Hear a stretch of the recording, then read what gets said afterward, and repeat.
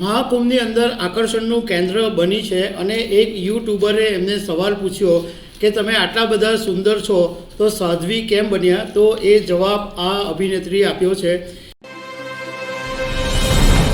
નમસ્કાર।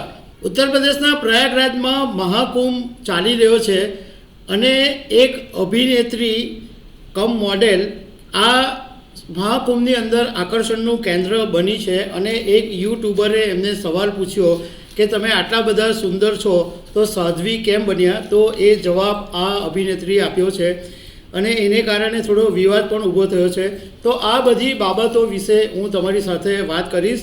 મારું નામ રાજેશ શાહ છે અને તમે જોઈ રહ્યા છો ગુજરાતના સૌથી મોટા ડિજિટલ ન્યૂઝ પ્લેટફોર્મ ખબર છે.com। ઉત્તર પ્રદેશના પ્રયાગરાજમાં ગંગા, યમુના અને સરસ્વતીના ત્રિવેણી સંગમનો હિસ્સો બનવા માટે માત્ર ભારતથી જ નહીં પરંતુ દુનિયાભરમાંથી લોકો પ્રયાગરાજ આવી રહ્યા છે અને આ મહાકુંભની અંદર ઘણા બધા વિડીયો સોશિયલ મીડિયા ઉપર વાયરલ થઈ રહ્યા છે।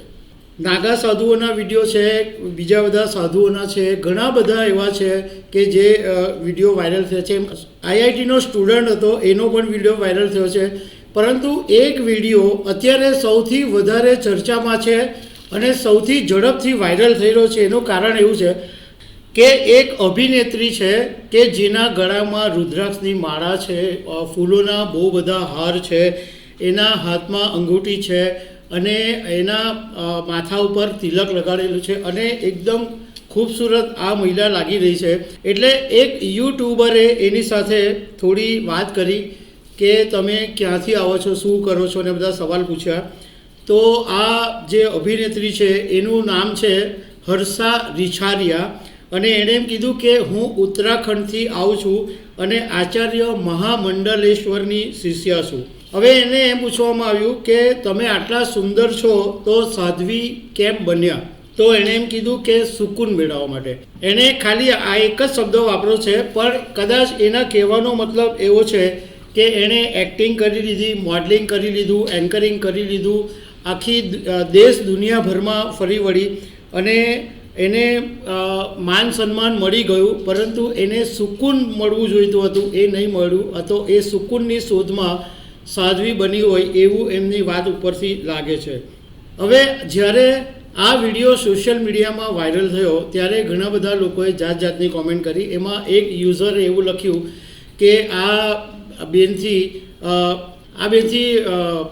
મેકઅપનો જે મોહ માયા છે એ છૂટતી નથી। હવે અમે થોડીક જાણવાની કોશિશ કરી કે આ હર્ષા રિછારિયા કોણ છે। તો અમને એના સોશિયલ મીડિયા પ્લેટફોર્મ પરથી તપાસ કરી તો એની અંદર જે પ્રોફાઇલમાં એમણે લખ્યું છે તો મેકઅપ આર્ટિસ્ટ લખ્યું છે, ટ્રાવેલ બ્લોગર લખ્યું છે, ફ્રીલાન્સ એન્કર લખ્યું છે અને પોતે અત્યારે દિલ્હીમાં રહે છે એવું લખ્યું છે અને એનું જે મૂળ છે એ ભોપાલ અને મધ્યપ્રદેશમાં છે અને ફેસબુક ઉપર 7.7 એના ફોલોઅર્સ છે, પણ ઇન્સ્ટાગ્રામ ઉપર એના ઘણા બધા ફોલોઅર્સ છે।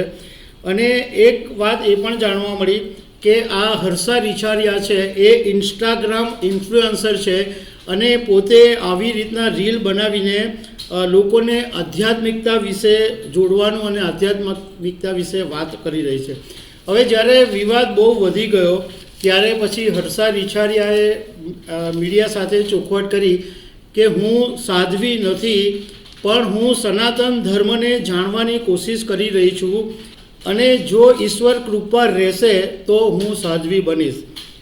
પણ મૂળ વાત એ છે કે અત્યારે આ લોકોને આ અભિનેત્રીને કે સાધ્વીને જોવામાં બહુ રસ પડ્યો છે, કારણ કે દેખાય છે એકદમ ખૂબસૂરત, એટલે સોશિયલ મીડિયાની અંદર લોકો એને જોવા માટે તલપાપડ છે અને એટલા માટે આ વિડીયો જબરજસ્ત વાયરલ થઈ રહ્યો છે।